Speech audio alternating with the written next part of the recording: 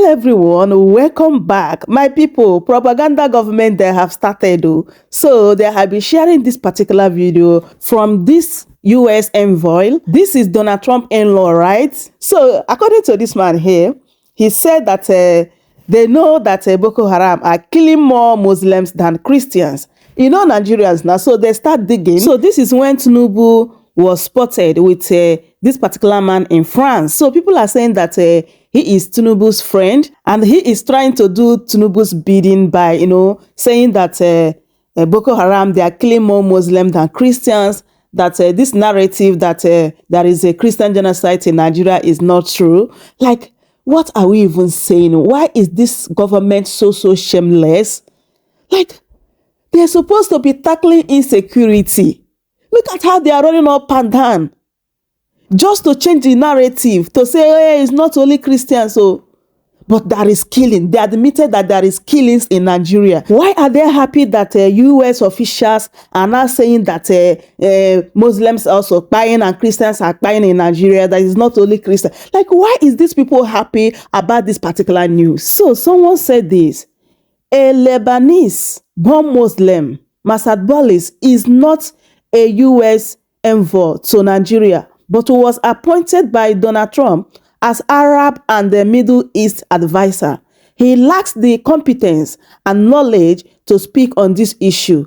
APC once hired fake bishops during the 2023 election. They can go any length. This is what someone said. And you guys remember that this man said what he said after he met with Tinubu in Rome. Remember that too. So another person said, dear Nigerians, so this Christian genocide allegation is now making APC demarcate Nigeria by telling the world that Boko Haram is killing as they please and the government is doing nothing. That is it. This is what Tinubu government is telling the world. It is now a competition who got killed the more, not concerned that there is killing going on that has to be stopped. Should there be any killings in the first place?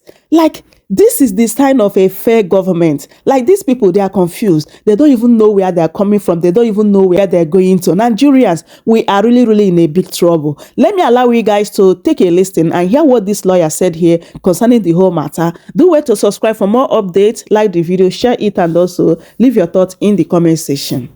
For joining us. First, let me get your view on about the issue of genocide and what the United States presidential aide has to say.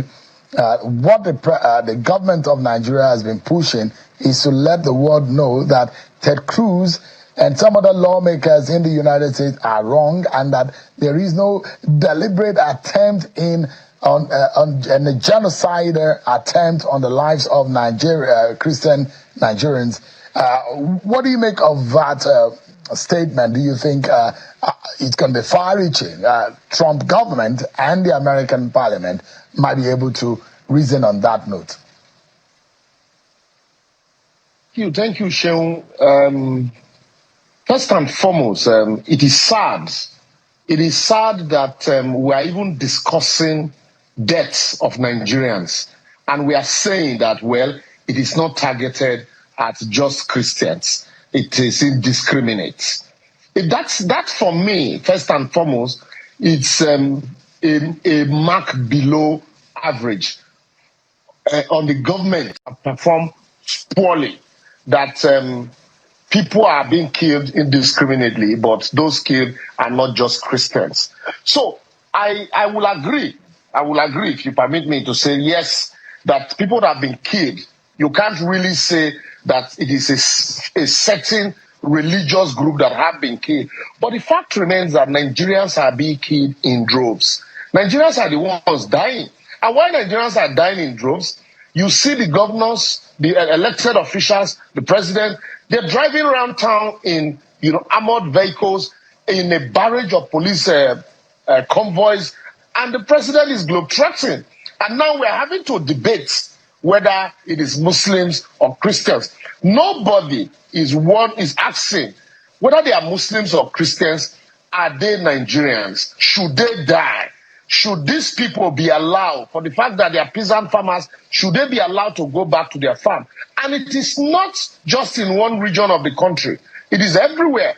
And like Governor Sheyi Makinde of Oyo State, even though he's a politician and they play politics all the time, like he has said, the defection that Nigerians want to see is defection away from insecurity, is defection away from hunger and deprivation, is defection away from diseases, and not whether the people that are dying are Christians or Muslims. The government has admitted by itself that people are dying. The fact that they are not just, those that have been killed are not only Christians, that also you have Muslims. It's immaterial for me. And so let us drop the debates. Let us leave the religion of the people that have been killed and talk about the fact that Nigerians deserve to live and that they shouldn't, be killed the way they are being killed.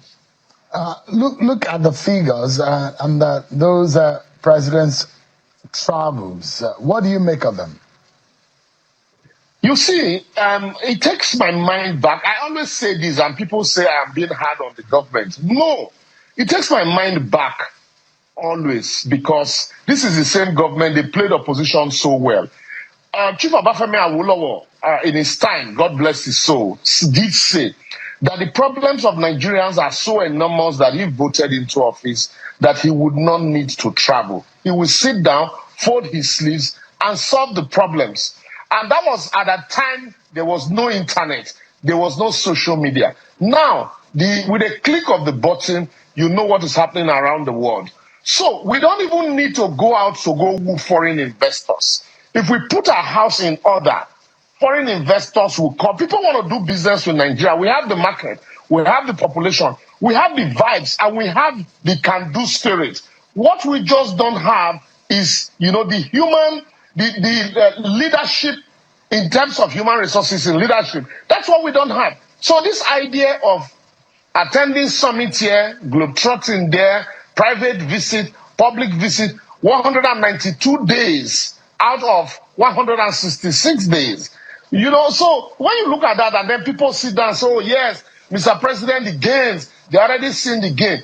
So you can only say the gain when it percolates to the microeconomics, not the macro that they talk about. And we'll talk about the macroeconomics, we'll talk about the policies, we'll talk about market indices. All of this does not make sense to the average man, except the average man on the street is saying that the real sector of the economy is working. And once the real sector works, that is what grinds the economy. So what I will appeal to Mr. President, the problems are so enormous. The killings are there, the hunger is there, his policies, he has consistently admitted that these policies, had caused enormous hardship on the people, that the people should bear, and that this is a gestation period and that they will yield dividend. Yes, I agree, we have seen some, we've seen some gain, but I just wonder if the president will sit back a little more. The gains will be much more than we are seeing with these little trickles. If he will sit back much more and understand, when was the last time we saw the president even take a visit around some of these hotspots in the country? Today you hear killings in Katsina. They are quick to say, oh, point at your governors. The governors are not the chief security officers, properly so speaking. They are just figureheads. The president is the commander-in-chief of the armed forces. And then that takes me back to the issue of traveling. When the president was in opposition, Goodluck Jonathan was there. These were their proposition too, that a president, or the problem that we have, deserve that the president should sit down more and stop looking inward. President Jonathan didn't travel this much, even though Buhari, was always in and out. President Tinubu also had followed suit. So at the end of the day, the big question begging for answer is, with all of this travel, if what the gains we can see, is just the 7% gain that we're seeing, then I think the president needs to sit back more and see if the gains will be 30%. And then we'll be happy. But there are those who will say we belong in a more globalized world where you cannot sit in your home and expect miracles still happen. You need to reach out. You need to launch out. You need to have a handshake with the rest of the world. You need to sit where world leaders are sitting, where decisions are made. Would you say you wanted to, you're thinking of President Bola Tinubu being more of a localized president than being a global leader? Is that what you're trying to say? So, at the last hunger, United Nations General Assembly, the president wasn't there. The heavens didn't fall. Even some international scholars of international law and diplomacy believes that he ought to be there to sell Nigeria. But the question had consistently remained. Anytime the African leaders go to hunger, anytime they address the General Assembly, look at the hall compared to when, Europe, America addressed the General Assembly. I listened to Patrick Lumumba a lot, and Africans need to look inward.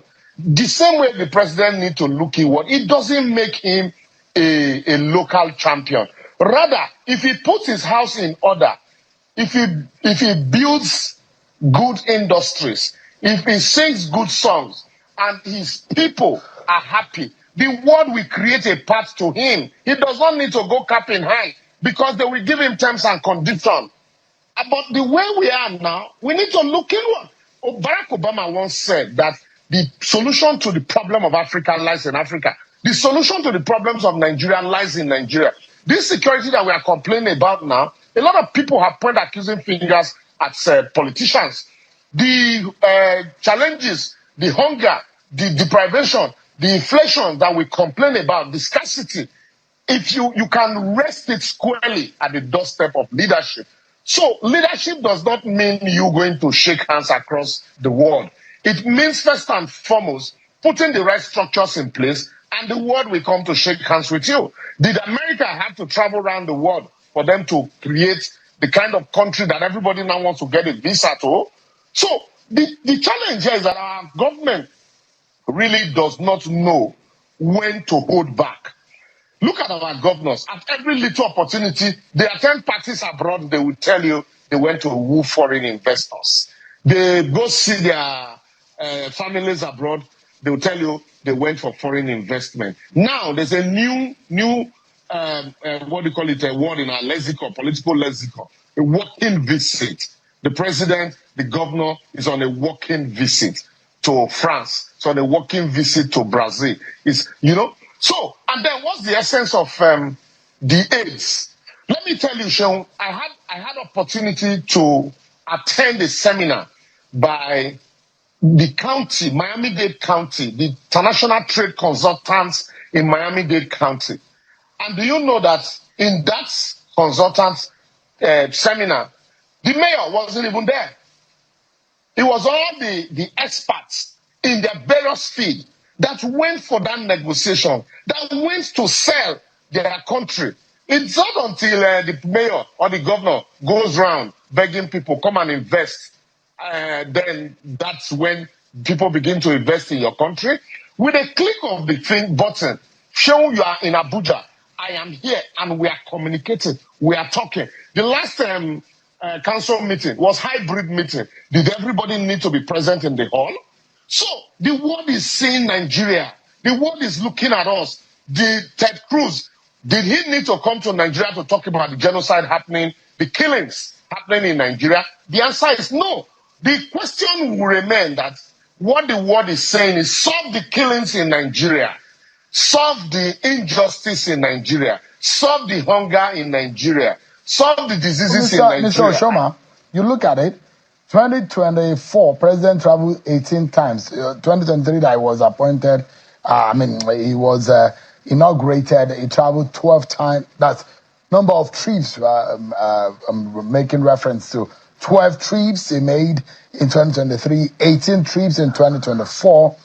And I'm hoping that those graphic elements are on the screen for our viewers to make sense of it. As of the last of his visit now made it the 16th time, and the year is still running that he has traveled this year.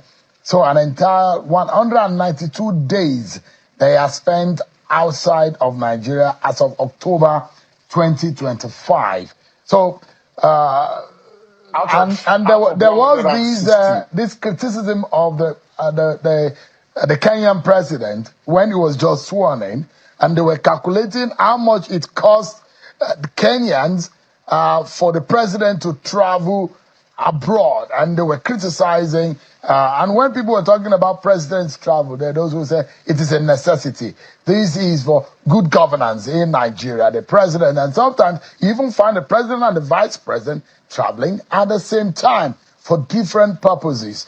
Maybe we might be looking at something that is evident or important for the first 2 years of them. Maybe in the third and the fourth year, they might No. stay back home. No. And maybe No. the FDI would have come as much as they expect.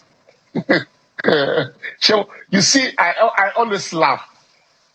I take your mind back to 1999 to 2003, and then from 2003 to 2007, when the president was the governor of Lagos State and they were in opposition. And you remember, Obasanjo also, the world then was globetrotted.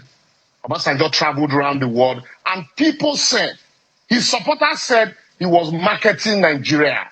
That our image is so bad abroad that he needed to go around to market Nigeria. And some of his critics said no, that the man was going around to thank those who supported him while he was in prison and using the opportunity to market himself to the world. So these were the same people, these people in government today I'm quoting them, those were their statements, that the president does not need to go around to market Nigeria, that he needs to look inward, sit down. And then, Cheung, you touched on a very important aspect, the cost of traveling. You remember when Buhari was on medical vacation in London, we were calculating how much we had to pay for the presidential jet to be parked in a hangar at the airport in London. We're paying in pounds. And yet, today, the same thing applies. The president will go on working visit to France. And in each of those working visits or any visit, you can imagine the number of entourage. Governors will go, escorted, not to talk of the cost of the fleets.